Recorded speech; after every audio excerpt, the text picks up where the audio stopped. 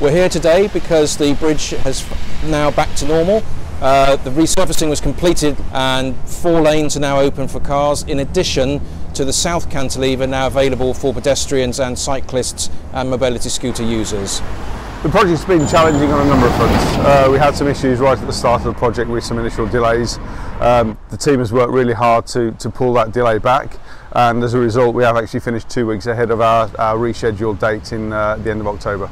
We're really thankful to the people and residents of Cornwall and here of West Devon and Plymouth in how they've had to adapt. We've had this really critical safety project work to do. We had to do the resurfacing, and no time is a perfect time, but we were enabling to keep the traffic flowing as best we could, keeping the lanes open and moving. Yes, it was restricted, but the team here in the control room worked as hard as possible to reduce those delays as best we could at that time. Oh, it's fantastic news that the bridge is completely fully open. It's great for the kids. You know, mums don't have to worry about taking them over the bridge now to school and the other way around. Kids can go themselves.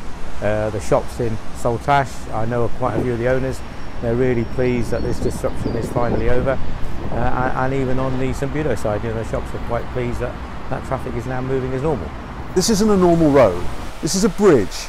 And we're up in the air and we've got a thickness, it's only about 2 thumbs, it's 45 millimetres, and that's the depth that has to cope with those 300 million traffic movements over the lifespan of that tarmac. We're talking around about 20 years, 25 years, and we detected that the old stuff was starting to go, and we can't risk having to close the bridge because of safety. So that's why we had to go ahead working with the team, global team. We had to wait for the pandemic clearly to clear through. It was a global pandemic, so we needed to get those people over to work through the summer. Obviously, to try and prevent what I'm standing here now getting blown away, we couldn't have teams out there working in midwinter.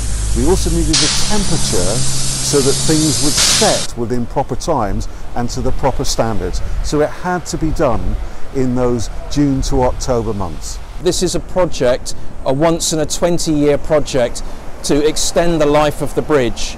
We've even actually extended the life of it by doing some additional work, but because of the disruption we've done that now, and hopefully that should be no more serious problems. Volcalaser awarded this contract back at the start of the year, and actually I'd like to give some recognition to Volcalaser, who've done a really good job for us. It's been a difficult job under difficult conditions. They've had some challenges to overcome, and they've worked really hard to overcome those challenges. So it's a credit to their hard work and their site team who've delivered this project for us. The team has worked really hard over the past few months to complete the surfacing work, and we are pleased to have been able to complete it 2 weeks early. I'd like to personally thank the public for their patience and understanding whilst the work has been completed.